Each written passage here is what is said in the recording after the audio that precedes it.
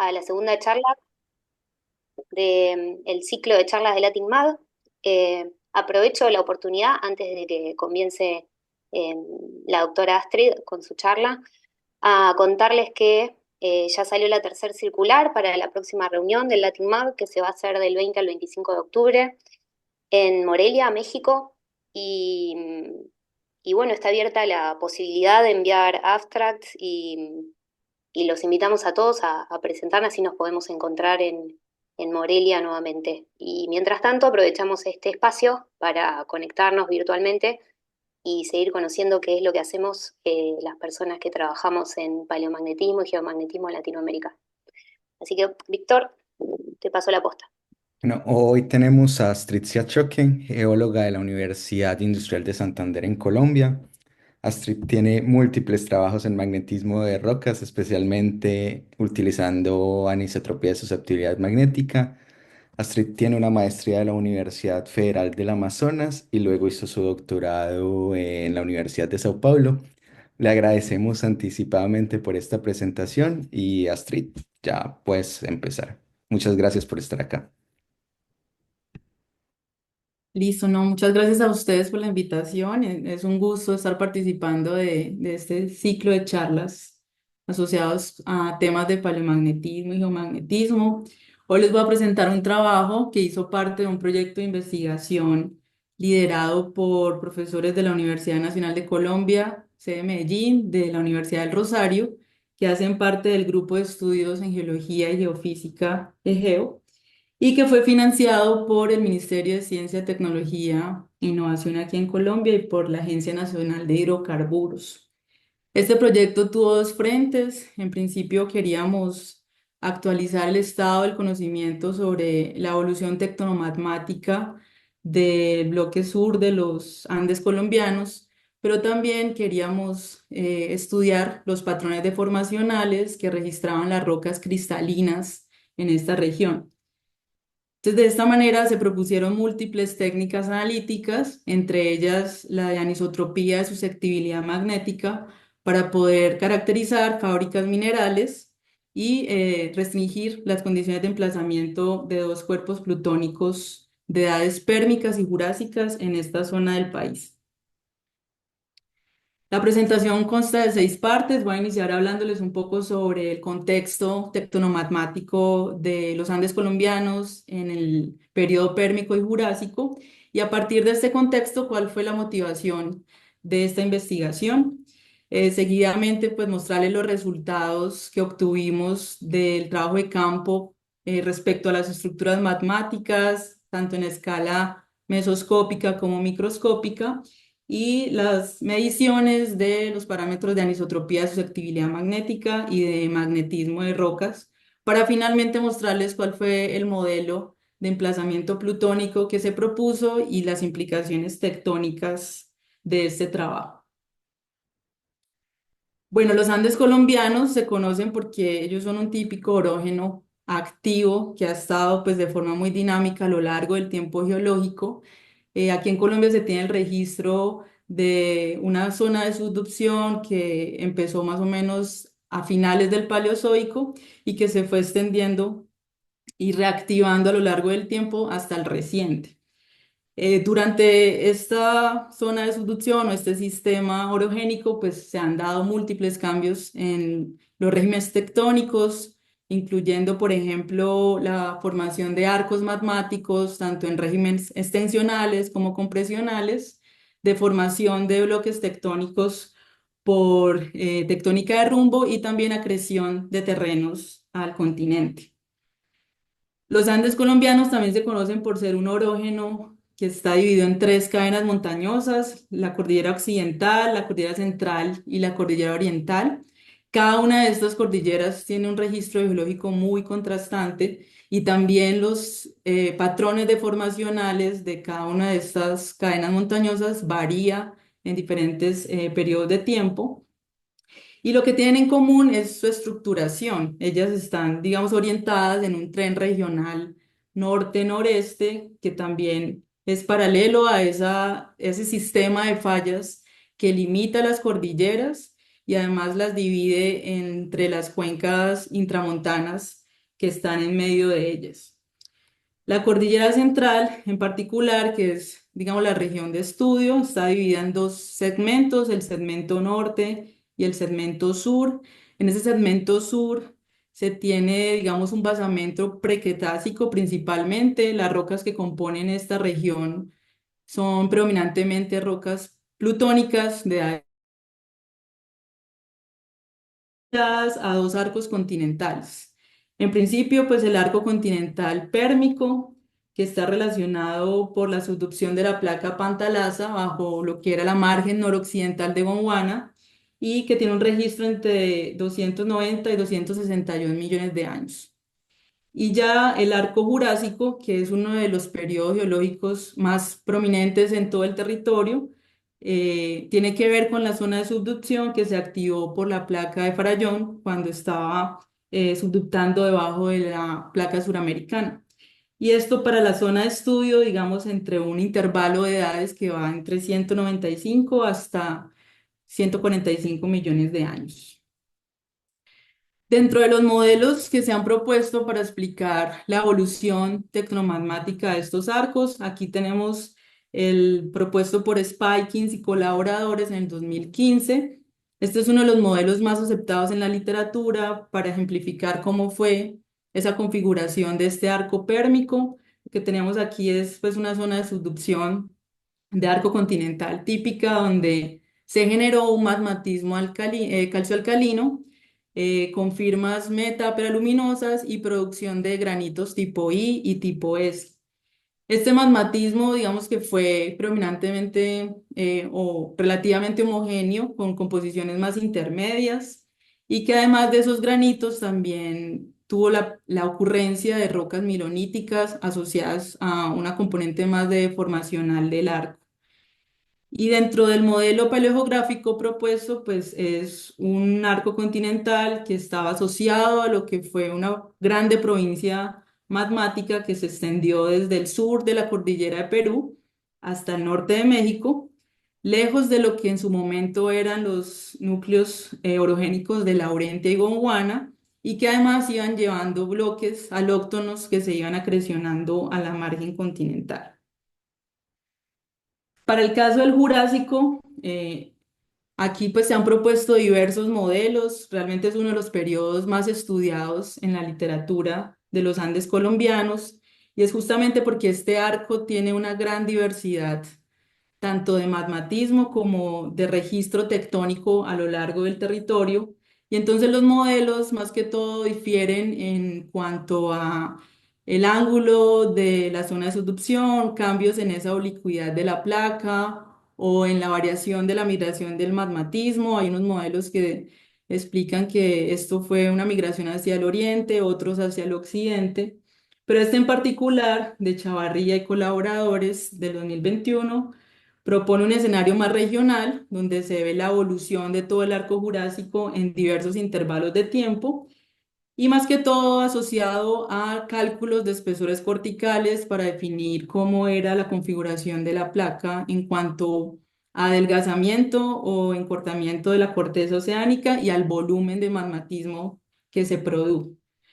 Para el caso de estudio, en este intervalo en particular, entre 190 y 180 millones de años, se ha propuesto que el arco jurásico estaba configurado por un engrosamiento cortical bastante expresivo, producto justamente de un volumen de magmatismo bien significativo que se produjo en este momento.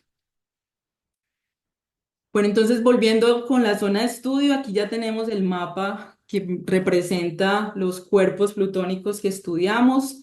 En el sur de la cordillera central de Colombia convergen dos cuerpos plutónicos. En rojo está el cuerpo pérmico que se conoce como el Plutón de la Plata. Esto es un Plutón que tiene unas edades entre 278 y 268 millones de años y que ha sido clasificado como un monzogranito. Y en azul tenemos el Plutón de Páez, Jurásico, con edades de 188 a 181 millones de años y con una composición predominantemente de cuarzo monzodiorítica.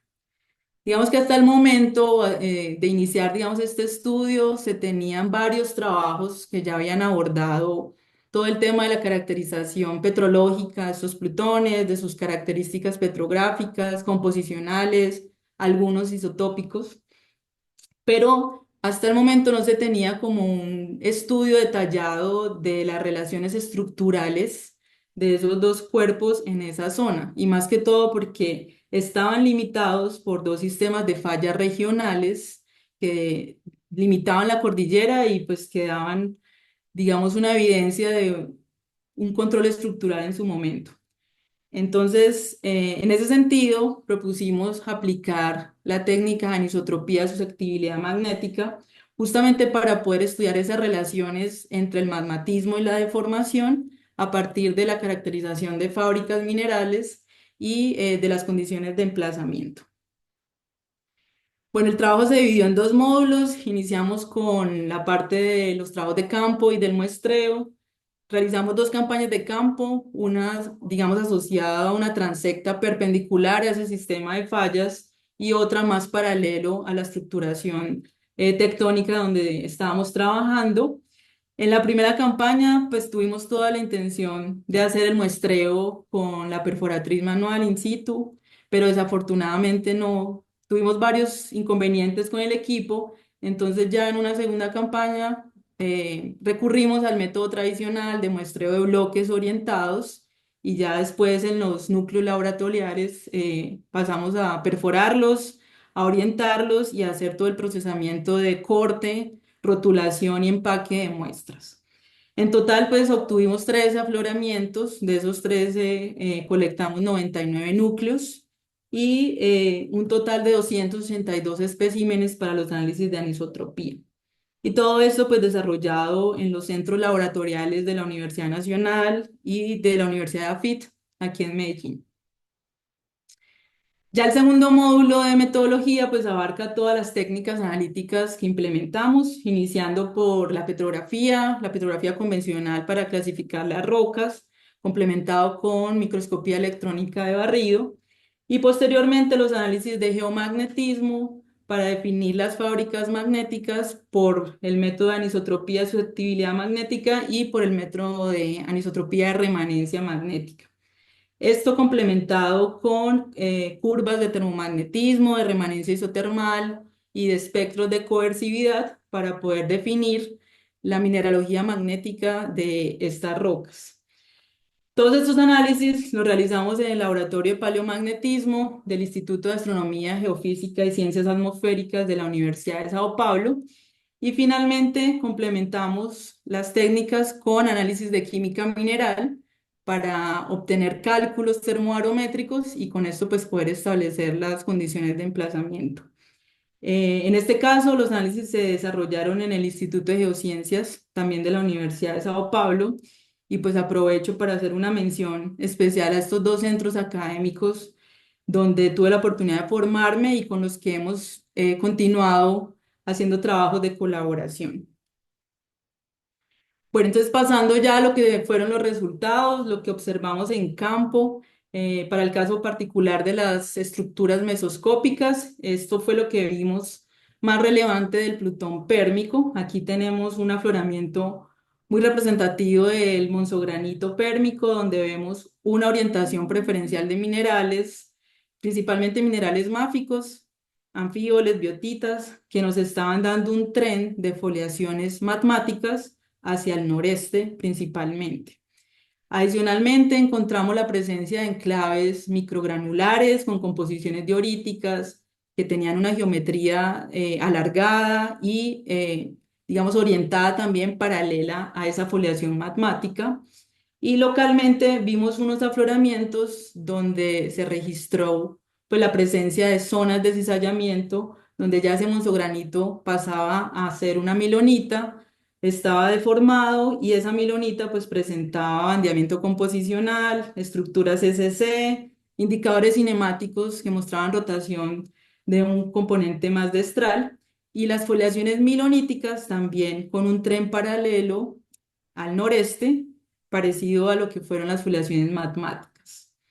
Para el caso del Plutón Jurásico, observamos el mismo patrón, orientación preferencial de minerales, en este caso cristales de plagioclasa y anfíbol, que nos estaban determinando esa fábrica magmática y un tren principal también hacia el noreste, lo cual pues nos dio como primera inferencia un paralelismo y una congruencia entre entre las estructuras mesoscópicas de esos dos plutones en campo.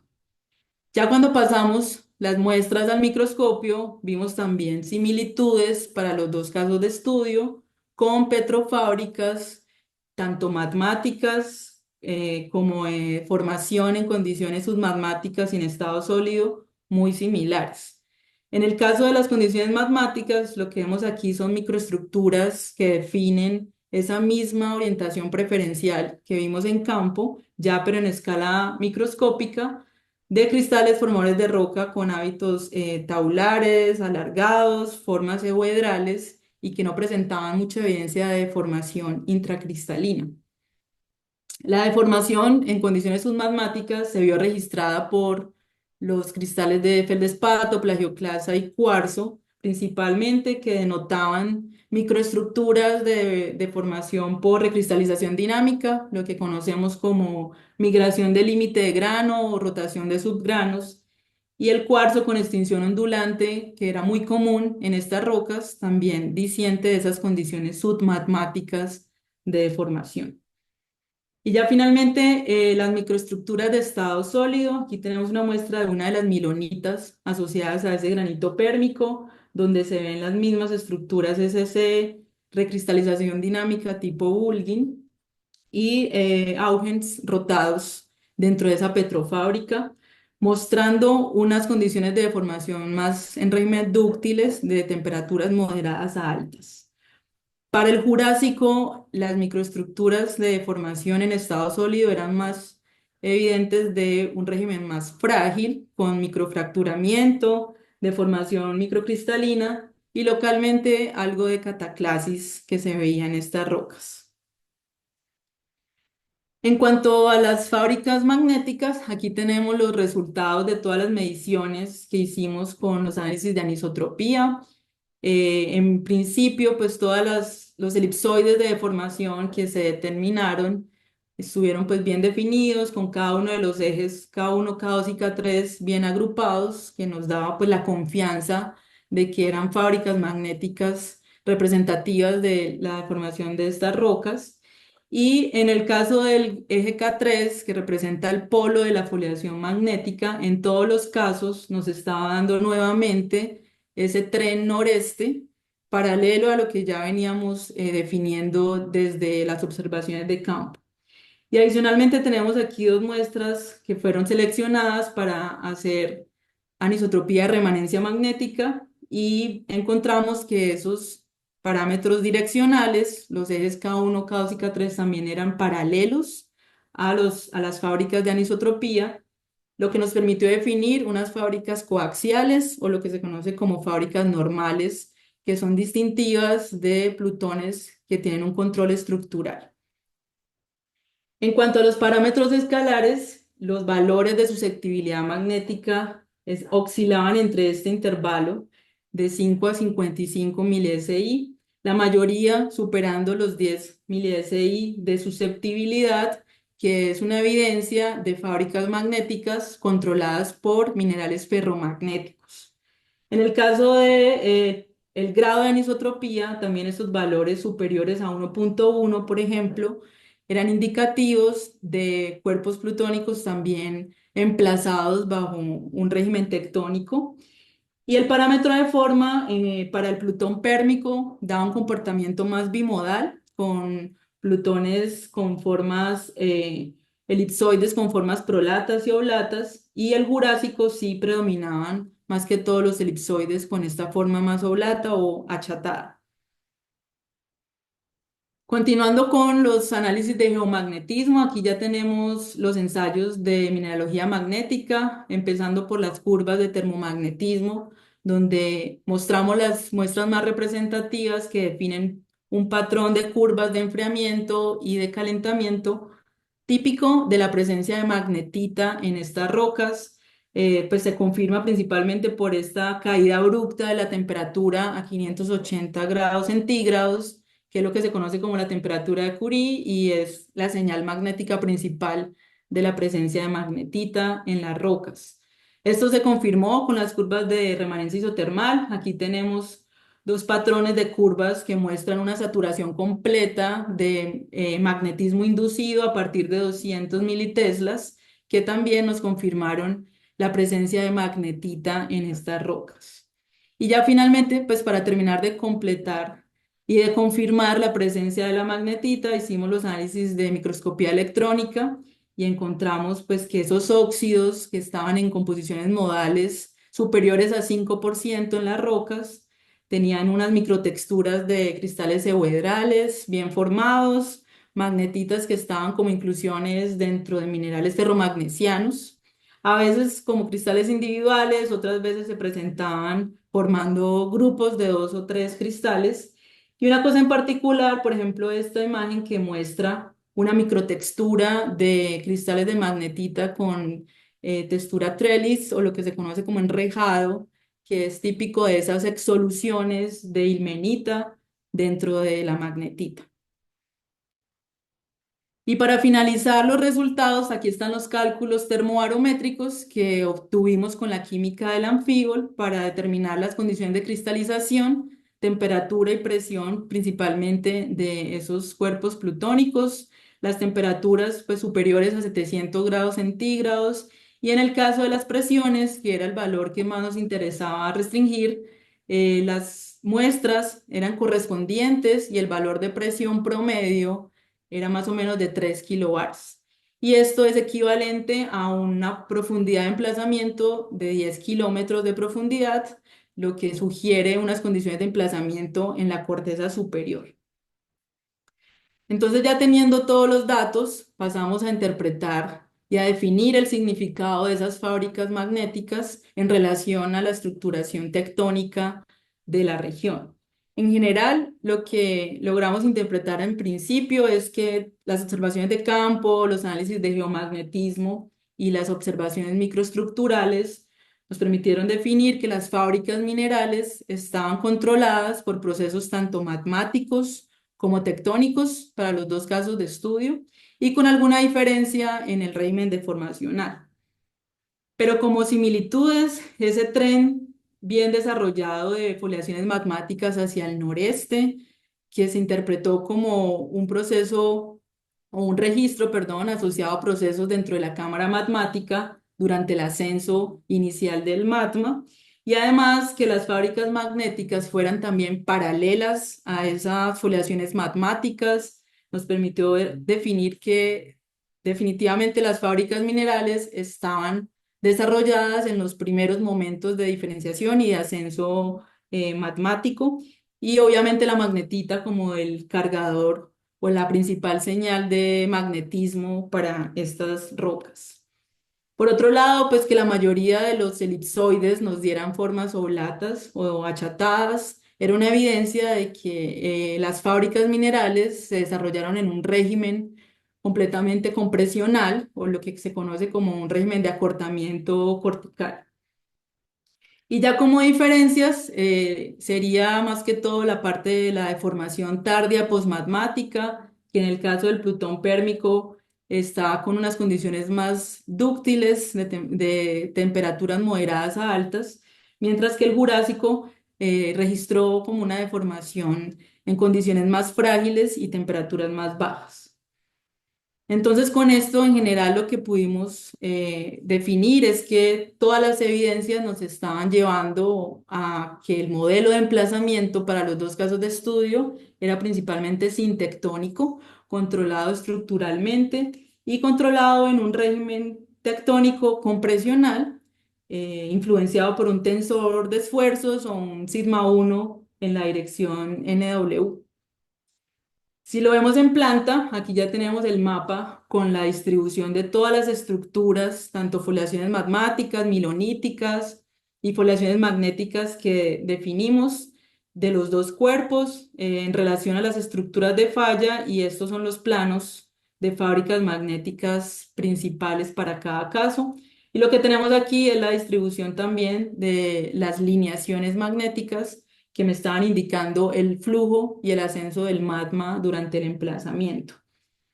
Entonces, ya faltaba era restringir, bueno, cuál fue el control estructural o el rol de ese control estructural, y lo quisimos asociar a esta estructura o a esta falla que se conoce como la falla Chusma, que es una falla regional con un tren aparente norte 40 este, y es una falla muy importante porque ella limita la cordillera central de los Andes colombianos y además pues se ha reactivado a lo largo del tiempo geológico, dejando unos patrones deformacionales muy importantes para esta zona. Entonces, con esto definimos que por lo menos por las inferencias que encontramos en este estudio, esta estructura estuvo activa desde el Pérmico, ¿cierto? Desde el desarrollo del arco pérmico y que después se volvió a reactivar en el Jurásico para facilitar el emplazamiento plutónico de esos dos cuerpos. ¿Cómo le sumamos el valor a este modelo de emplazamiento, pasando ya de algo más semicualitativo a algo más cuantitativo? A partir de esta aproximación, que se conoce como el cálculo del número de vorticidad, usando las fábricas minerales, es una metodología que se ha usado mucho para definir cuál es el rol realmente de la falla que está controlando ese emplazamiento a partir de esta ecuación. Es muy sencilla, es simplemente aplicar 2 veces el seno del ángulo de diferencia entre la falla principal y el tensor de anisotropía que está pues restringido por cada cuerpo plutónico. Entonces aquí tenemos el caso del pérmico, el tren norte 40 este de la falla Chusma y el tren norte 65 este de las fábricas magnéticas de ese Plutón me dieron un ángulo de 25 grados y cuando aplicamos la ecuación el número de vorticidad dio 0,8, lo que denota un régimen deformacional o un desarrollo de fábricas minerales dentro de lo que se denomina una deformación por cizallamiento simple. Y esto pues se confirmó justamente con la presencia, por ejemplo, de zonas de cizallamiento y de las milonitas que se registraban en el cuerpo pérmico. Ya para el Jurásico, el cálculo fue más sencillo. La diferencia entre las dos estructuras es de un ángulo de 3 grados y el número de vorticidad es de 0, lo que está indicando pues un desarrollo de fábricas minerales en un régimen totalmente compresivo o lo que se conoce como deformación por cizallamiento puro. Y con esto pasamos entonces a definir el modelo de emplazamiento en un escenario más tectónico. Aquí tenemos entonces el diseño de lo que era la zona de subducción del arco pérmico con la placa de Pantalaza que estaba subductando bajo la margen noroccidental de Gondwana en su momento. Y en este diagrama tenemos el tensor principal de todas las fábricas de anisotropía para el caso del Plutón pérmico. El promedio de esos ejes nos dio un sigma 1 con un ángulo moderado en relación al norte. Y ya sumando las inferencias que habíamos encontrado, pues definimos que la producción de magmas y el emplazamiento plutónico para este caso se dio a partir de un sigma 1 orientado hacia el NW con un régimen deformacional de cizallamiento simple y un componente de estral transpresivo. Dentro de la evolución geológica que se tiene registrada aquí en los Andes colombianos, pues se ha establecido que después que termina el arco pérmico, durante el Triásico se desarrolló una cuenca de Bakar, que además pues, generó un cambio en la tectónica pues, de los esfuerzos para ese periodo de tiempo y ya estamos hablando pues, de un modelo extensional donde se desarrolló un rift intracontinental a lo largo de todos los Andes colombianos. Entonces, en ese cambio de tectónica, pues ahí digamos que hubo otro tipo de magmatismo y generación de otros magmas con unas firmas más de rift intracontinental y ya posteriormente se apaga ese rift, ese modelo extensional vuelve a cambiar y volvemos otra vez a la tectónica compresiva en el Jurásico, nuevamente para activar lo que fue la zona de subducción, en este caso la placa de Farallón, subductando sobre el continente suramericano. Y aquí tenemos una producción de magmatismo con un tensor promedio, según las fábricas minerales que medimos con un sigma 1 con un ángulo mucho más alto en relación a lo que vimos en el pérmico, y una zona de cizallamiento, un régimen de deformacional por cizallamiento puro con una componente estral contraccional principalmente, según los cálculos de vorticidad.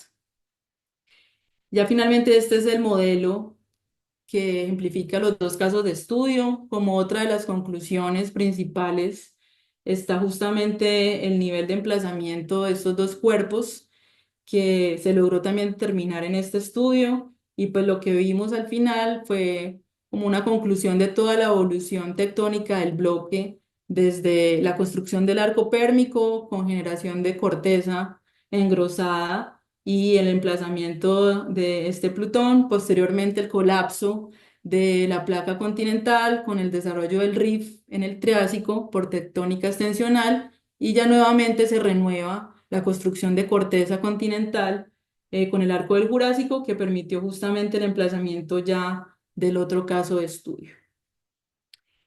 Y bueno, para las personas que están interesadas en ver más detalles de esta investigación, este trabajo lo logramos publicar en la revista del International Geology Review, además asociado a un volumen especial del cual también estamos participando y que tiene como objetivo agrupar varios trabajos para actualizar el estado del arte, el estado del conocimiento sobre la evolución tectonomagmática de los Andes colombianos. Es un volumen especial que, digamos, ya está en fase de edición, pero pueden también encontrar otros trabajos relacionados con este tema. Y finalizo dando una mención también especial a todos los colaboradores que hicieron parte de este trabajo y que fueron también fundamentales para el desarrollo de esta investigación. Con esto termino, agradezco la atención prestada y ya dejo abierto el espacio para preguntas.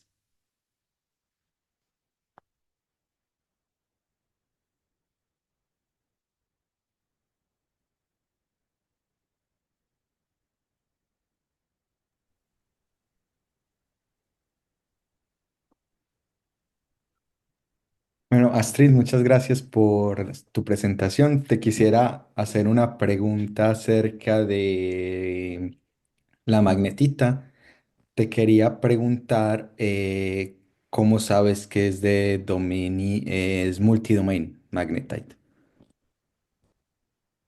Pues lo asocié principalmente a la coaxialidad que encontramos entre las fábricas de anisotropía y las fábricas de remanencia magnética.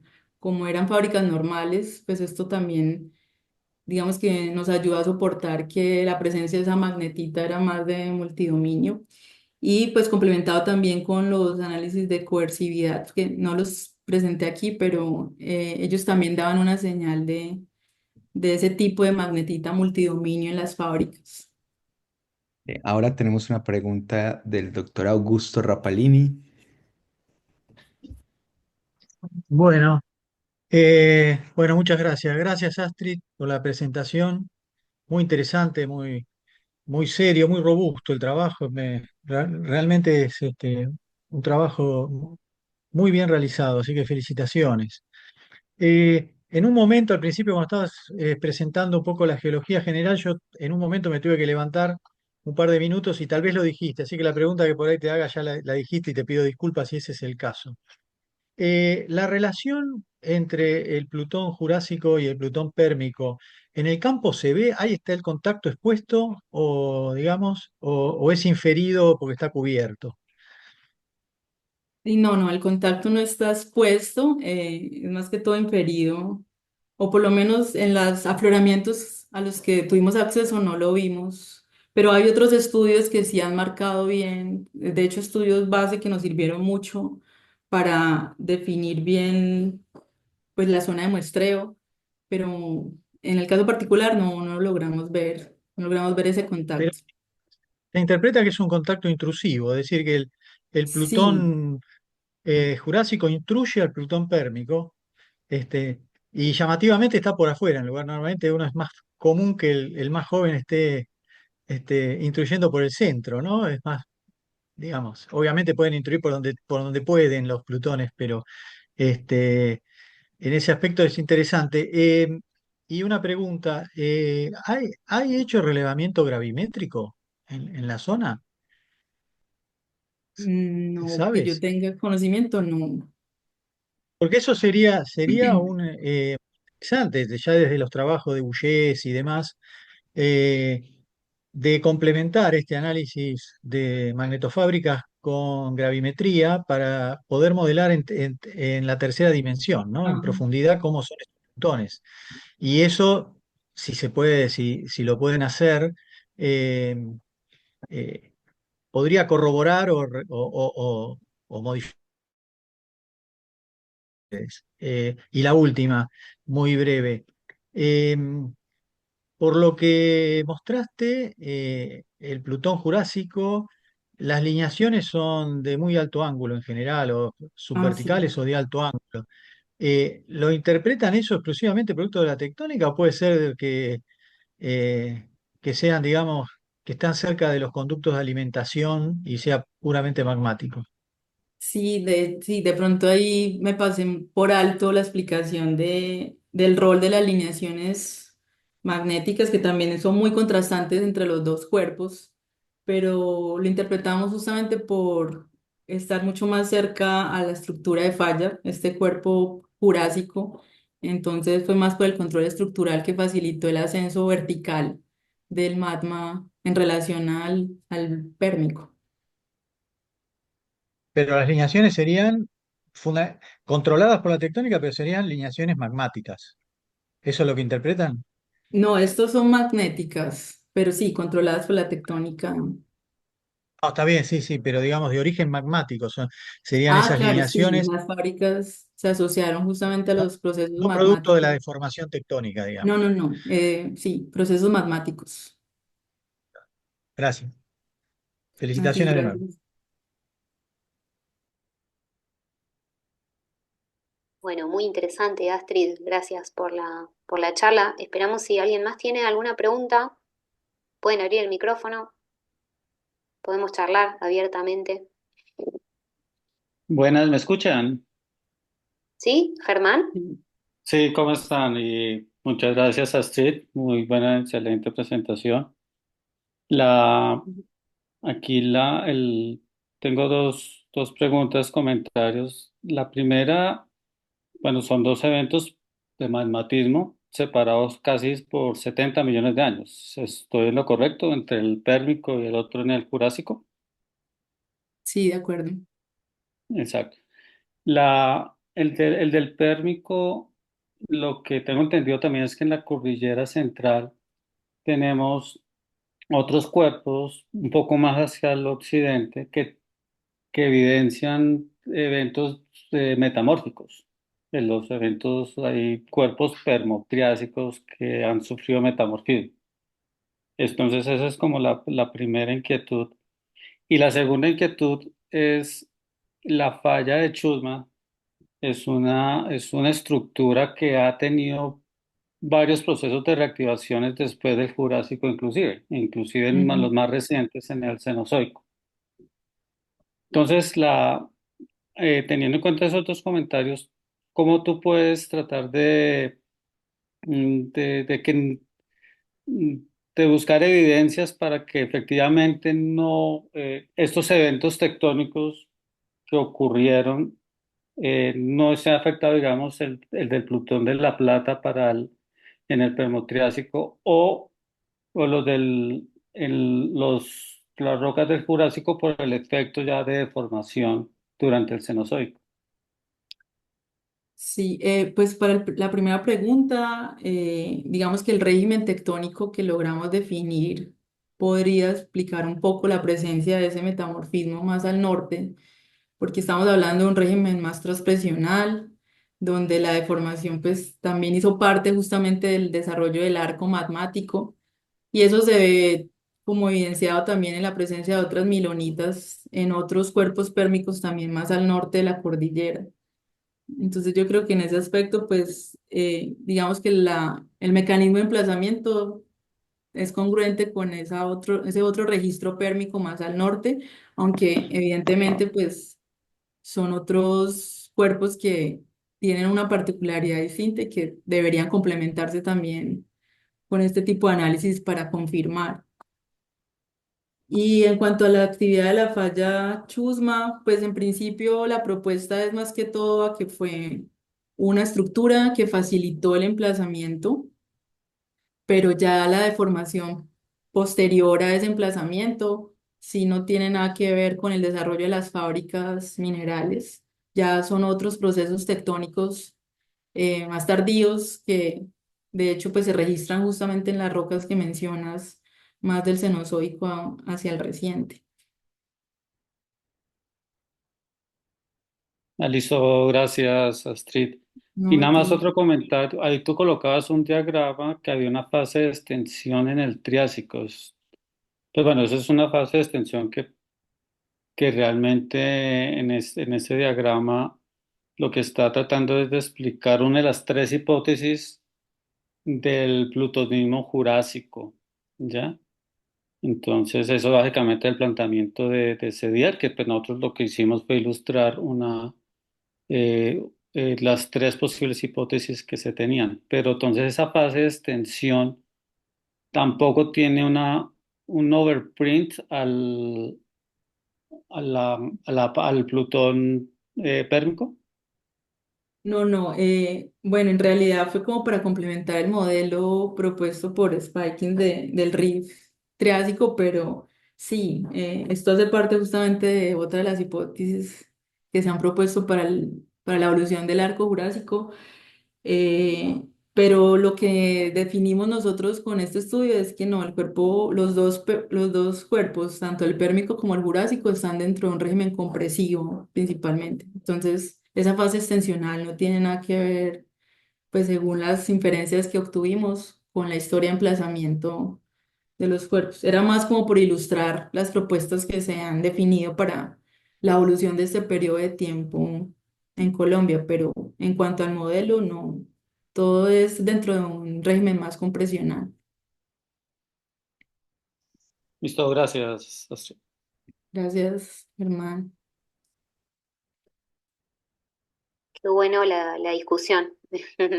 El ida y vuelta, está bueno encontrarse. Acá Renata Tomesoli nos pone felicitaciones por la charla y está interesada en tener una copia del trabajo. Así que por ahí, si le mostrás tu mail, Astrid, en la última filmina, por ahí puede tomar nota de tu mail y contactarse con vos. Claro que Eh, sí. Daniele también pone felicitaciones. No sé si alguien más tiene alguna pregunta.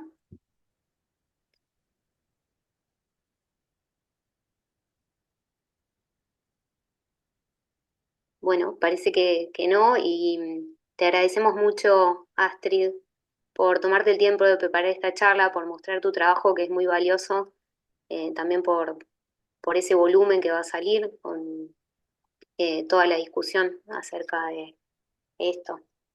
Así que les agradezco a todos también. Veo que hay tal vez algunas personas que no he visto en charlas anteriores y si quieren contactarse con la asociación pueden entrar al Instagram y ahí hay un link en donde pueden llenar un formulario para ser parte de la asociación y recibir los mails con las charlas, las circulares para el Congreso y otras novedades.